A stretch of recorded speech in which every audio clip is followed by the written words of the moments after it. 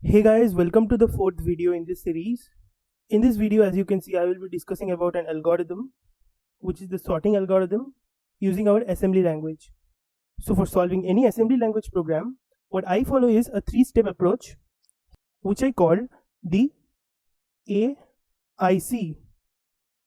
Now the A stands for algorithm, the I stands for instructions, and the C stands for coding. So the first thing before writing a program is we should know the algorithm of the program that we want to solve. Algorithm as in the steps we should follow in order to solve the particular program. The next thing is we should know the set of instructions that we can use in order to implement our algorithm. And the last thing is to combine the algorithm and the instructions to write our full code. So if you follow this three-step approach, you can solve any kind of program in assembly language. In this video, I'll be talking about the sorting algorithm. So without waiting, let's get started. So let's start with what is sorting. Sorting is any process of arranging items systematically. Suppose we have a set of numbers 6, 2, 4, 1, 3 and 5. We have the 6 numbers stored in some order. Now what we want to do is arrange these items in a particular systematical order which is ascending. So basically what I want to do is I want to sort these 6 numbers in ascending order. So what we will get after sorting is 1, 2, 3, 4, 5 and 6. So we can see all these 6 numbers are sorted in ascending order and stored just as we wanted. This is basically the simple definition of sorting. Now, I hope everyone knows about sorting and has done some or the other sorting algorithm in their class 10th or 12th. So I won't be lagging around this topic much and we'll see the next steps. So let's see the working of our sorting algorithm. Suppose we are given a problem statement which says, write a program in 8086 microprocessor to sort numbers in ascending order in an array of n numbers. So we are given an array which has n number of elements and we have to sort them in ascending order. This n number is stored in the address 100, which is a segment address, and 1200, which is the offset address, and the numbers are stored from the memory address this and this. So this is the segment address and this is the offset address, as we know. So basically this address will have the value n, and from this address we will have our numbers. So suppose we have 5 numbers as 5, 4, 3, 2, 1. Now in this example I have taken the worst possible case since we have to sort these numbers in ascending order. So I have taken the worst possible case where all the numbers are arranged in descending order at first. Now in the first step of our first pass, what our algorithm will do is compare the first 2 elements, which is 5 and 4, and check which one is greater. So this 5 and 4 will get compared, and if the second element is less than the first element, then their positions will be exchanged, just as this. So our 5 have come to this position and our 4 has come to this position, and the other elements will remain in the same place. In the next step, what will happen is the comparison will be done between 5 and 3. So if our second element is less than the first element, then they will exchange their places. So what will happen is this 5 will come here and the 3 will go here, and the other elements will remain in their position.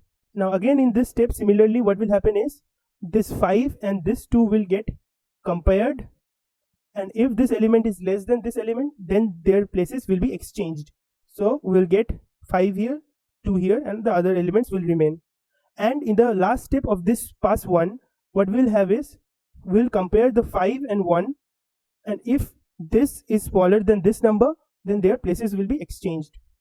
So finally after the first pass, we will get 5 at the last. So we can see in our ascending order the largest number should be at the last. So from our first pass we have got the largest number in its right place. Now we have to see the other numbers. So this is the result of pass 1, where the largest number, which is 5 in this case, has come to its proper position. Now the two important things to take from this slide is we have compared this and exchanged their positions. So comparison is done and exchange is done. So this two thing is the main thing in our algorithm. So from pass 1 we have got 4, 3, 2, 1 and this 5 has come at the last, which is its right place. So in the next pass, that is pass 2, what will happen is this first two elements, which is 4 and 3, will get compared, and if the second value is less than the first value, then their positions will be exchanged. So we will have 4 in the second position and 3 in the first position, and the other elements will remain in their previous position. In the next step, what will happen is 4 and 2 will get compared and their places will get exchanged. So 4 will come here, 2 will go here, and the other elements will remain. Similarly, in the next step, again 4 and 1 is compared and the 4 comes here and the 1 comes here, and the other elements remains in their positions. Now what we can see is, since our last element was in its proper place, we do not need to compare the last two elements again. And also we can see that this 4 has come to its right place. Since it is the second largest number, so in the ascending order, the 4 will be in this place. So we can see in the second pass, these two positions have the proper elements. Now we have to work on the other three elements.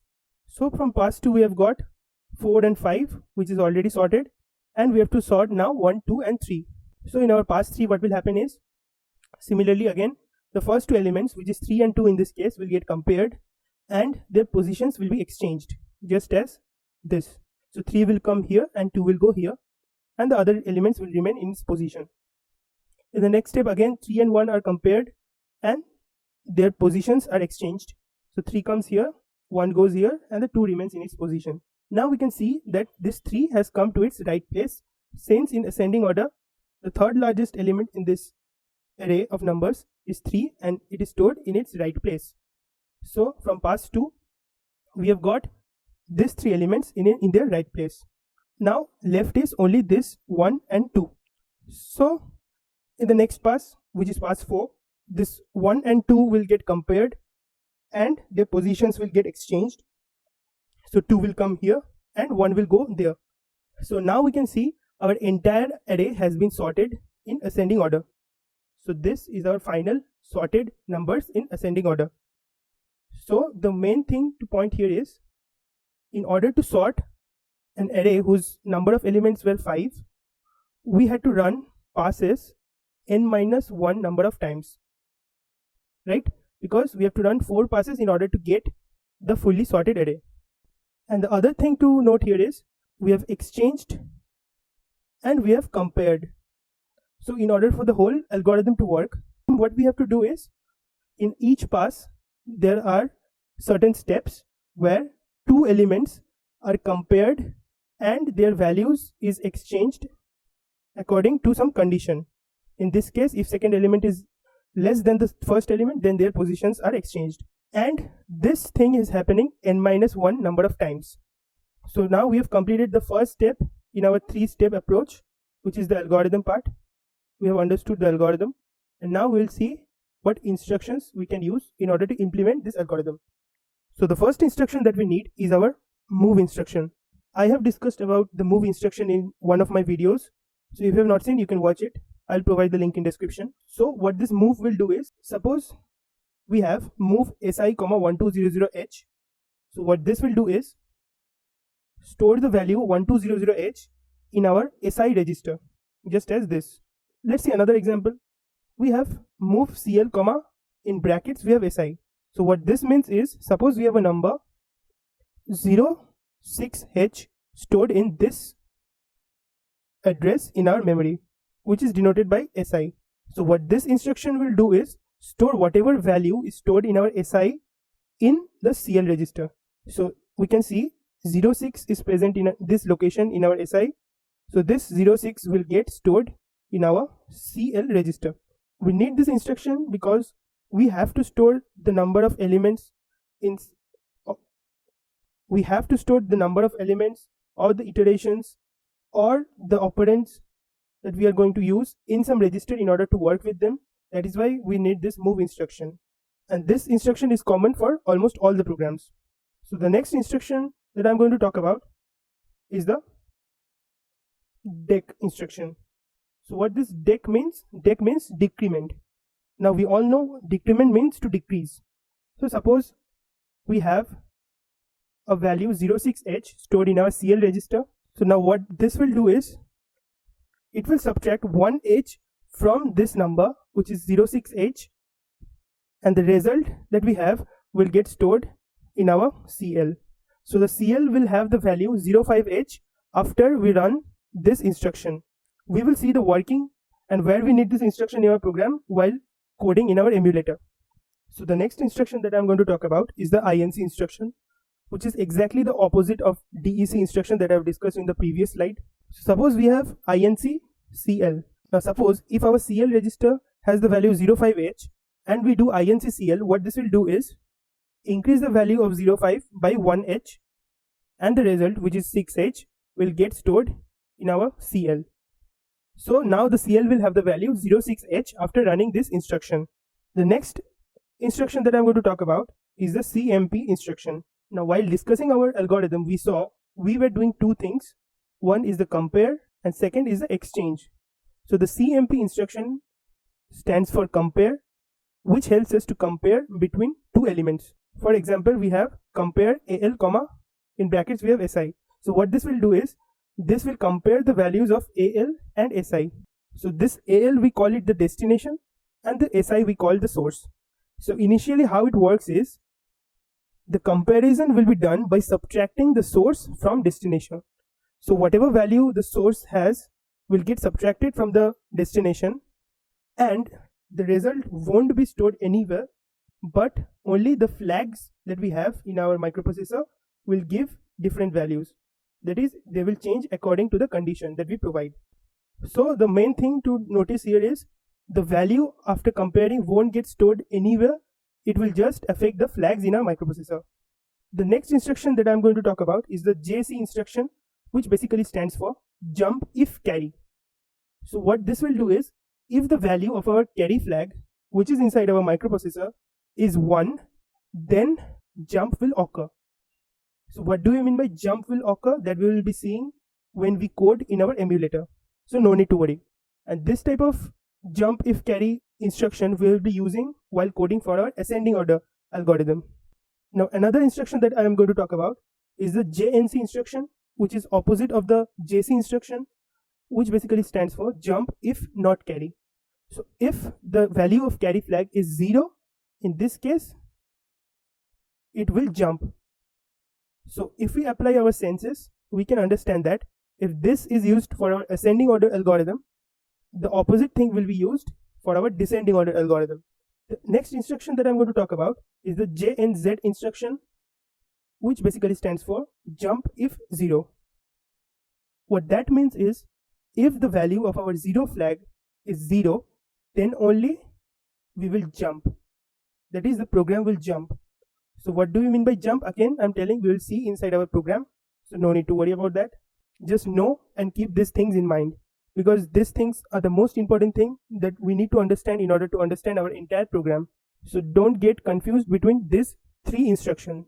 So our JC instruction stands for jump if carry. So when the value of carry flag is 1, it will jump. JNC stands for jump if not carry. That is, when carry flag is 0, then it will jump. And finally the JNZ is jump if 0. That is, if the 0 flag has the value 0, then only it will jump. These three jump instructions are really important. So please keep these three in mind. And the last instruction that I'm going to talk about is the XCHG. So we saw in our algorithm that we had two steps. First is compare, which we can do using our CMP instruction. And the next thing was exchange, which can be done with the XCHG instruction. So what this will do is, it will exchange between source and destination. In our previous slide, we saw which one is the source and which one is the destination. So XCHG will basically exchange the values which is stored in our source and the destination. For example, if we have XCHG AL, comma, in brackets SI, now what this will do is exchange the value between SI and AL. Let's see an example. Let's say AL has the value 40H and SI has the value 30H. So AL has the value 40H and SI has the value 30H. Now after writing this instruction, what will happen is these two values will get interchanged. So now the AL will have the value 30H and SI will have the value 40H. So I think I have covered all the instructions that we need in order to implement our sorting algorithm. So with this, we have come to the end of our second step of our 3-step approach. We have done the algorithm and we have seen the instructions. Now we'll go to the coding part, which I'll be doing inside the EMU 8086 software. So without waiting, let's see. So I have come to my emulator, and as you can see, I've written the code as well. I will be copy pasting this code inside my description box in case if you want. So let's start with the discussion of our code. So we saw from our problem statement that we have to give the number of elements that we want in our array, which is n, and store it in the location 100, 1, 2, 0, 0, h. And another thing we saw is if we have n number of elements, so the number of passes that we need is n minus 1 in order to sort the entire array. We saw the worst case scenario which took n minus 1. So every combination of elements can be solved within n minus 1 passes, and inside each pass there will be n minus 1 number of steps, and in each step the highest element will go and get stored at the last. So we saw 5, 4 which was stored in the last, and so on. So this is our entire algorithm. Now let's see how we can code it. So at first I have written the instruction move SI, 1200H. So what this will do is, we know, store the value 1200H inside the SI register. So if I run the program by going to emulate, and we can see initially our SI has the value 0. Now if I run the single step, our value of SI has changed to 1200. Now we saw that we have to store the number of elements, which is denoted by n, in this location 1200 according to our problem statement. So what I will do is, I will go to view and go to memory, and here I will go to the location 1200 presenter, and here in the 1200 I will give the number of elements that I want to sort. Suppose in this case I give 04. So the value of n here is 04. That is, we have n elements in our array that we want to sort. Now another thing we have to do is, we have to give our array, and according to our problem statement, the array will be stored from the location 1201, which is this one. If you see my cursor, this one is the 1201 location, which is after 1200. So suppose here we give a number 04, then 03, 02 and 01, right? So we have given 4 numbers in our array, which is 4, 3, 2, 1, and we want to sort them in ascending order.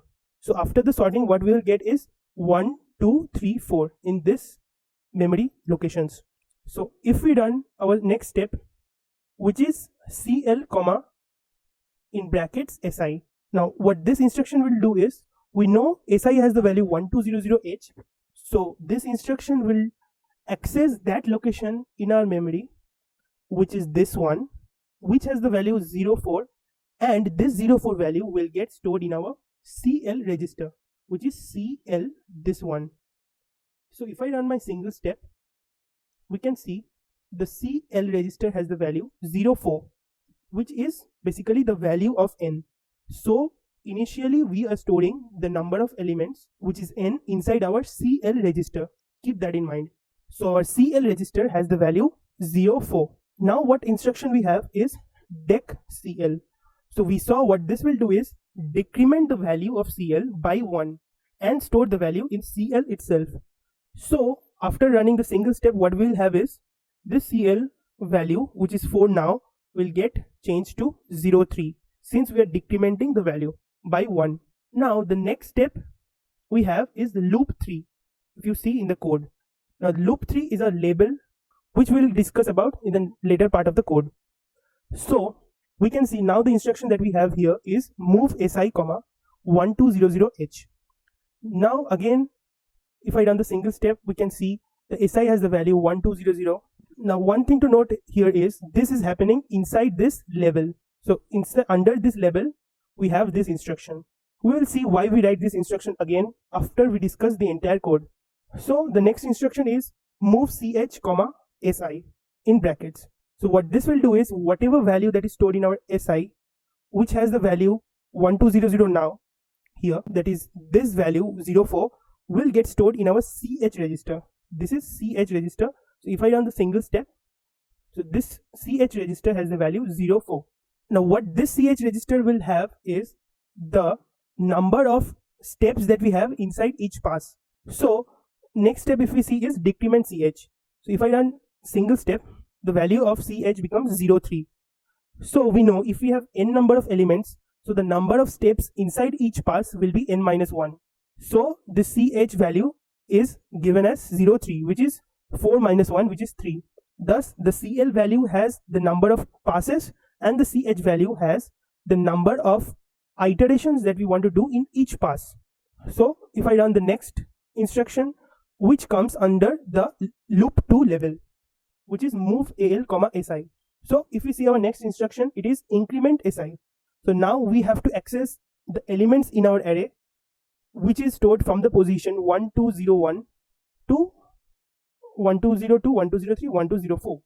So our array is stored from 1201 to 1204 location inside our memory here. Now how can we access that array? So what I'm doing is incrementing the value of si. So si we can see has the value 1200. So if I run the single step, the value of si has incremented and now the value of si is 1201. So if I want to point this address, so it will give the number 04, which is this one, not this one. This one is 1200 and this one is 1201. So this number will get accessed. Now if I run the next step, which is move al comma si, which is under our next level, that is loop 2. If I run the single step, what will happen is whatever is stored in this si location, that is the current value of si is 1201, whatever is stored in 1201 location, which is 04 here, which is highlighted, this 04 will get stored in our al register, which is al, this one. If I run my single step, so this 04 should come in our al register. So if I run single step, 04 has come to our al register. Now what we have to do is compare two consecutive values, that is the first one and the second one in our array of elements. So what we have to do is increment the value of si again so that it can point to the second element of our array, which is 03 here. So if I run single step, the value of si, which is 1201 here, will get incremented to 1202. So now we can access this element which is stored in 1202 location. Now the next step is compare al and si, that is the value stored in si. So we saw while comparing, the flags are changed according to the conditions. So if I run single step, we can see the value here does not change anywhere, and here the flags are also not affected now, but we will see it will get affected later. So the next instruction is jc loop 1. So what this will do is, if the value of carry flag is 1, then it will jump to the location which is given as loop 1. So we can see the loop 1 instruction is 2 lines after our jump instruction. So what this will do is, if our carry flag has a value 1, then it will jump to loop 1 directly without executing these 2 lines, which is exchange. We can see our carry flag has the value 0 now. So according to the condition, the jump should not occur and it should go to the next line as usual. So if I run single step, we can see it has gone to our exchange line since carry flag has the value 0. Now in the next instruction, that is xchg al comma in brackets si, what will happen is the value which is stored in our si, so the si has the value 1202 and in our memory the 1202 location has the value 03, as you can see. So this 03 value will get stored in our al register, and whatever stored in our al register will come to 1202 position. So this place which is 1202 in our memory will have the value of al, that is 4 we can see, and the al value will have this 03. So if I run the single step, we can see our al value has 03 and our 1202 location has the value 04. So this two value has exchanged. Now again we can see there is another exchange instruction which says exchange SI minus 1 in brackets comma AL. So SI has the value 1202. So 1202 minus 1 will be 1201, which is this place. So we can see inside our memory this place still have the value 04, but we should have the value of 03 there because these two places will get interchange after the sorting. Now what we are doing is whatever value is stored in our AL, which is 03, now we will store the value inside our 1201 location. If I run the single step, we can see this 04 and 03 has changed their positions within themselves. Now the next instruction comes under the loop 1 label, which is decrement CH. Now we have to run our next step inside our pass 1. So we are decrementing the value of CH. So I'll run the single step. Now CH has the value 03 now, this one. So the value after single step should become 02. So yeah, we can see our CH value has become 02. Now again we will run our entire steps. We should run our entire steps inside the pass. So again we have JNZ loop 2. Now we saw what the JNZ does is, if the value of 0 flag is 0, then the jump will occur, right? So we can see here inside our flag the value of 0 flag is 0. So this jump action should take place and this will jump to our loop 2 again. So our control will again go to the loop 2. So I'll run the single step. I can see it has gone back to our loop 2, which is move AL comma SI. The first instruction inside our loop 2 level is move AL comma SI. So it has gone back to our loop 2.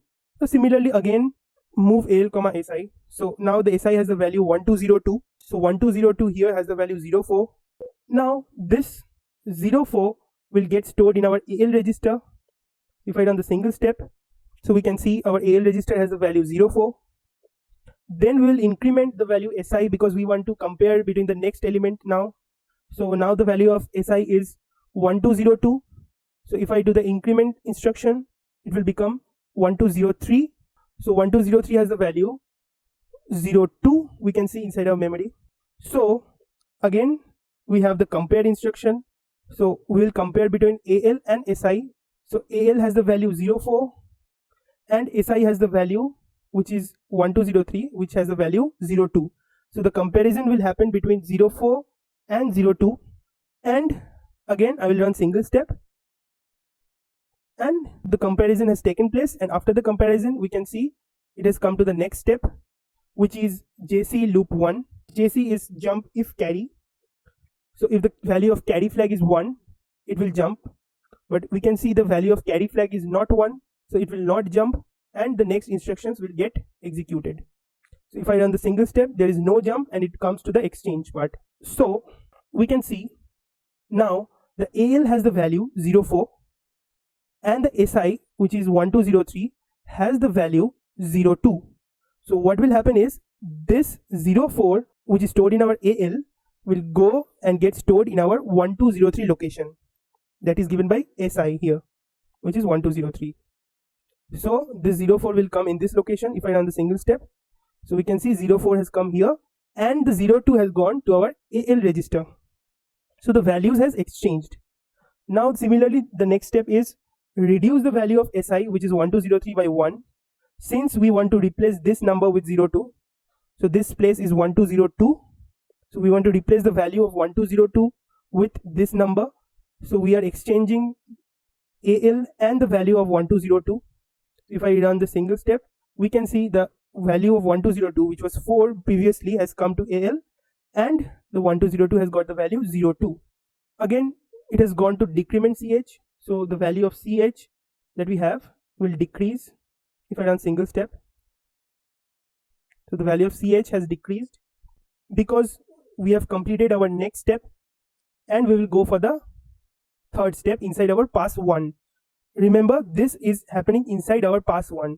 That is, the value of CL remains 03 throughout the entire passes until the value of CH has gone to 0. That is, the inner loop is controlled by our CH register and the outer loop is controlled by our CL register. So again, similarly, if I run single step, I will go on running, everything will happen similarly as discussed before. And we can see the value of CX has changed to 0. And here we can see the value 04, which is the highest number, has come to the end of the array. Thus we can see after the first pass, the highest number has come to our end. So if I run single step again, now we can see the value of CL has changed to 2. Thus the control of our program has exited our inner loop and has gone to our outer loop, and again it will run for the next set of steps inside our pass 2. That is, now we have come to our pass 2. We will start executing each and every step in our pass 2. Pass 1 is completed and the highest element has come at the end, as discussed in our slides. So similarly in pass 2 again, the CL starts from 4 and the value gets decreased to 3 after we do decrement CH, and it will run 3 times again. And after this pass, what will happen is the second highest element, which is 3, will come to the second last position, right? So we can see the CH value has come to 0. So our next pass is complete and the second largest element, which is 3, has come to the right place. Now again for CL1, that is the next pass, which is pass 3, again the CH will start from 4 and then it will get decreased to 3 and it will run 3 times until the 2 comes in its right place and the whole sorting is done. So the steps will continue for CH equals to 0, for CH equals to 3, 2 and 1. And after this we can see the 2 has come to its right place and the 1 has automatically come to its right place. So we can see our entire array is sorted here. So this 04 was the number of elements, 01 is our first element, 02 is the second element, 03 is the third element, and 04 is the fourth element. So our entire array is sorted now. So I will finish the program and it is done. So we can see the entire sorting process is done.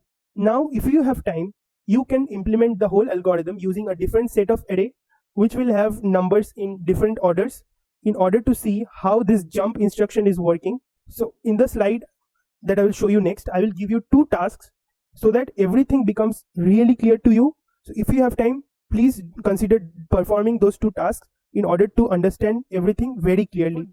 So before giving you the problem statement, I will give you a short summary. So we have the address, label, code, opcode and comment. So our first instruction, move SI, 1200H, we can see here it has the address 100H. So we have written address 100H. Label is not there. We depict a label by writing the label name followed by a colon. So that is how a label is created. So for example, in our program, this loop 3 here is a label. This loop 2 here is a label. We see it has a label name, which is loop 2, and it has a colon. So that is a label. Now the code is move SI, 1200H. That is this one, we know, the first code. The opcode for this instruction will be this column.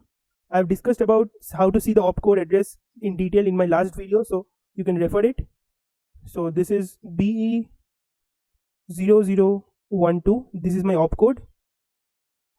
And the comment that we can write for this instruction is move the value 1200H in our SI register, or store the value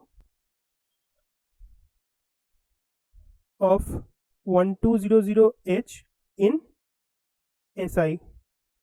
So similarly we can write for the other instructions as well. The process is the same and I have discussed about each and every instruction, so you can write the comment as well. So now let's see 2 problems that you can do by yourself. So the first problem statement is you have to write a program in order to sort 5 numbers in descending order and store the value 5 in the address 1200 and store the array from the memory location 1201. One hint I can give you is the jump instruction, which is JC in case of ascending order, will change to JNC. That's all. Other things will be same in descending order. So try and implement this program And the problem statement 2 is write a program to sort 5 numbers in ascending order where the numbers are stored in the same address as before, and I have given the numbers which is 20, 30, 10, 40 and 15 arranged in the particular order that I have given. This program will show you how the flag registers changes and how the jump instructions work. So if you have time, please work out these 2 problems in order to understand the entire concept very clearly. And after you learn this concept, you can design your own sorting algorithm as well. So hope you like the video. If you have any feedback, please drop it down in the comment box. And if you want to get the slides, you can follow us on Instagram. The account link will be given. And please, if you like the video, share it with your friends so that others can get benefited from it. Thank you and happy learning.